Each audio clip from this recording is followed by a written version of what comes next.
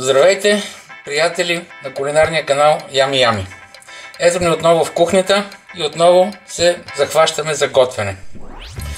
Днес ще правим нещо традиционно, което в годините все по-малко популярно. Може да се каже, че преди години този деликатес, колбас, как да го нареча, не знам, се е приготвил най-вече когато хората са колили прасета около Коледа. Сега все по-малко прасета се колят в домашни условия и този колбас все по-малко присъства на нашата трапеза. Има хора, които много го обичат, има хора, които никога не биха хапнали от него. Независимо от всичко, аз мисля, че трябва да покажем как се прави това нещо, защото наистина е вкусно и си заслужава да бъде приготвено. От друга страна, все повече се говори за уважението на животните, които биват колени, убивани, за да станат храна на човека. И така това трябва да става, че да се използва максимално всичко, което може да бъде, което става за ядено от тези живот, да бъде приготвено. В този смисъл, мисля, че този колбас, чието има все още не съм казал, как се казва, ще бъде актуален на тази тема. Темата на Ями Ями днес в кухнята ще приготвим бахор. Бахора се приготвя освен в България и в други главно балкански страни. Той се приготвя предимно от вътрешности и много малко месо. Но за сметка на това е изключително вкусен. Рецепти за него има много. Тази, която аз ще ви представя, е модифицирана и модернизирана. Ще разберете защо. Какво имаме пред нас? От какво всъщност ще правим този бахор? Първото и основно нещо, това са вътрешностите. Имаме черен дроб, свински черен дроб, свинско сърце, свински дълъг, свински бял дроб. Това са обрезки, свински обрезки от закола на прасето.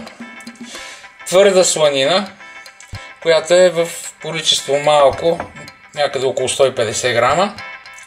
След което в класическия бахор се слага ориз. Но аз реших да го заменя с нещо модерно и ще сложа киноа вместо ориз.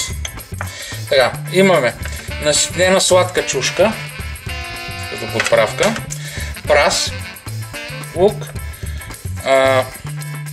кромит лук, чесън, лют пипер, черен пипер, чубрица, сол.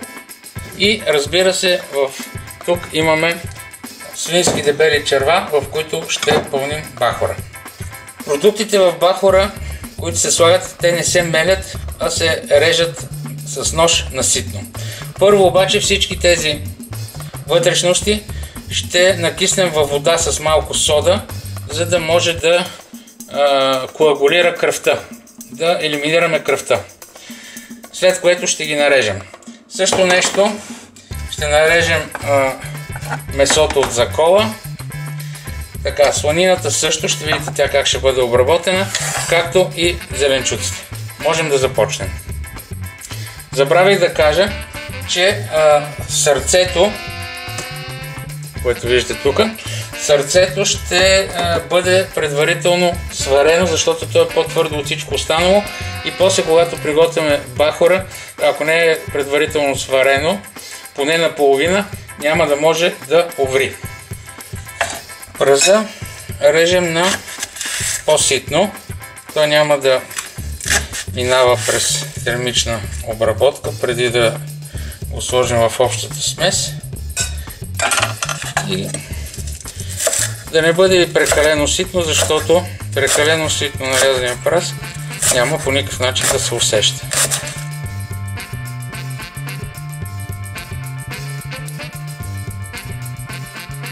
Лука режем средно едро.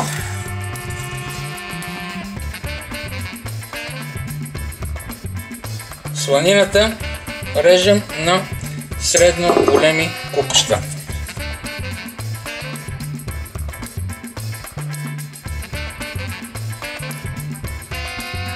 Сега започваме да режем продуктите един по един. Белия дроб е добре да се изчистят тези алвеоли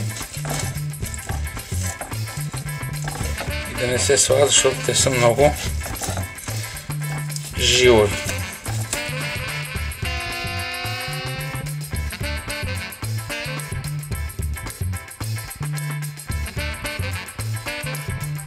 Изчистихме и нарязахме белия дроб. Сега идва ред на слезката, или както другото име е далак. Него ще го нарежем така. Това е един субпродукт, който незаслужено е пренебрегван. От него стават много вкусни неща. Например, не знам дали някой е ял от вас пълнен далак. Едно време се е предлагало и в ресторантите.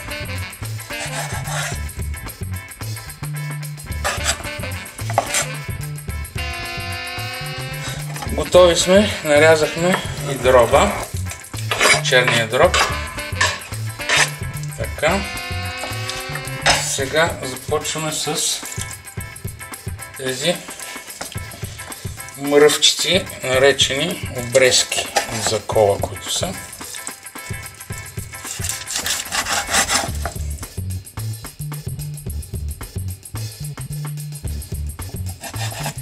Така, ето нарязахме вече и месото, кървовото месо от закола да го наречем, след което вече имаме част от тази смес готова. И по тази причина може спокойно да сложим подправките, с които ще го вкусяваме, като в последствие ще добавим това, което липсва. Сиреч, сърцето, сланината и така нататък. И киноата. Така, слагаме лютия пипер. Слагаме чесъна, който вече сме раздробили наситно. Така, слагаме и солта. И започваме да месим.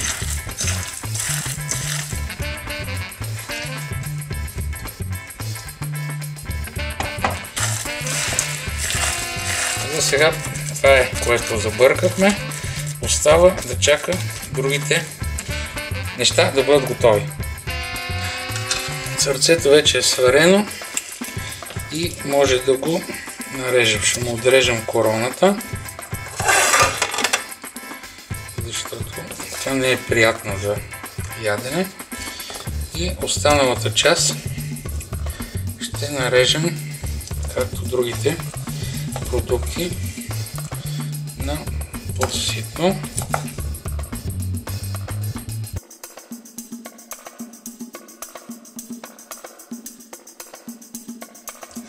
Нарязахме и втората половина от сърцето, сварено вече, и слагаме при другата смес, разбъркваме. Остава ни само 3 компонента. Да подготвим лука и сланинката, а след това да добавим и накиснатата предварително киноа. И тогава вече всичко ще бъде готово за пълненето. Вече може да слагаме сланинката да се топи.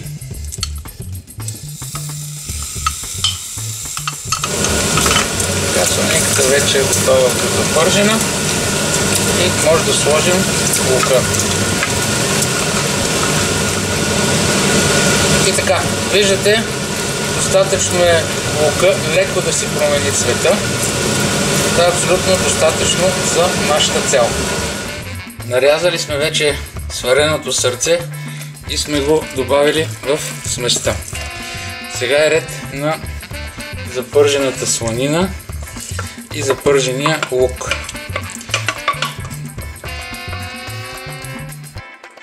След което добавяме и киноата, която сме промили поне 5-6 пъти, добре накисната в студена вода. Така, след което вече може да забъркаме тази смес. Приготвили сме сместа.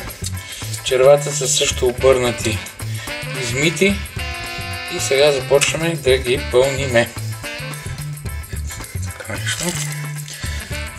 И започваме да ги пълним с ръка.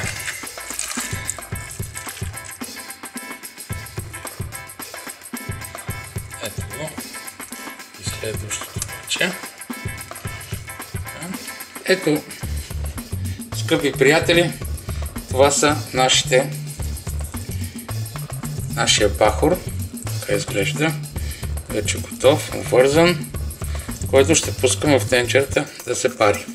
Но първо трябва с една игла да се набуде, за да не се спука. И другото, което трябва да направим, е да сложим в тенчерата сол. Ще го изпарваме на температура около 90 градуса. Ще сложим термометър, с който да измерваме температурата. Не трябва да кипи, защото ще се спука. Ще се спука бахорът и всичко ще изтече. Трябва да бъдем внимателни. Така, водата е почти готова. Да сложим в нея сол.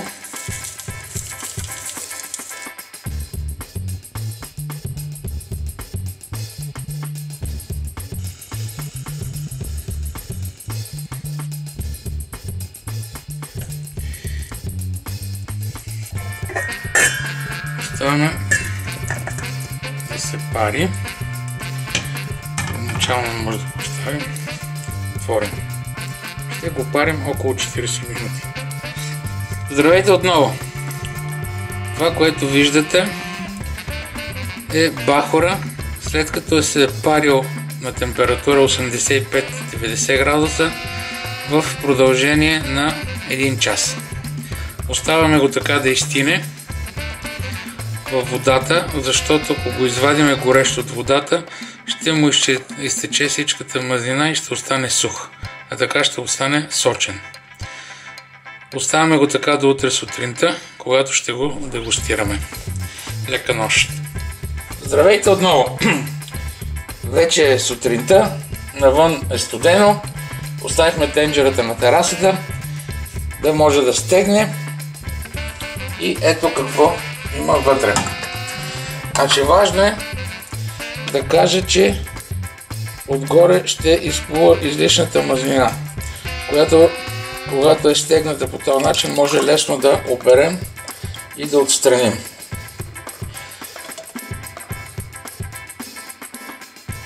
Така. Другото нещо, което искам да повторя е, че бахора трябва да се извади от водата, в която е врял, когато водата е охладена. Защото в противен случай, ако се извади горещ, от него ще изтече всичката мазнина и няма да е вкусен. Няма да е така сочен. Ето го и резултата от нашата работа по тема бахор. Това е бахора, който направихме. Добре изглежда. Сега мисля, че е време да го опитаме. Да изберем едно парче, да речем това парченце, което сега ще дегустираме.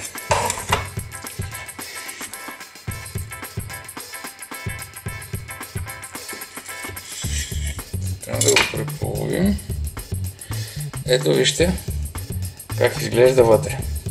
Парченца месо, тук малко сланинка, подправки, ето я киноата. И сега да видим как е на вкус. Така, ето това парченце ще опитам.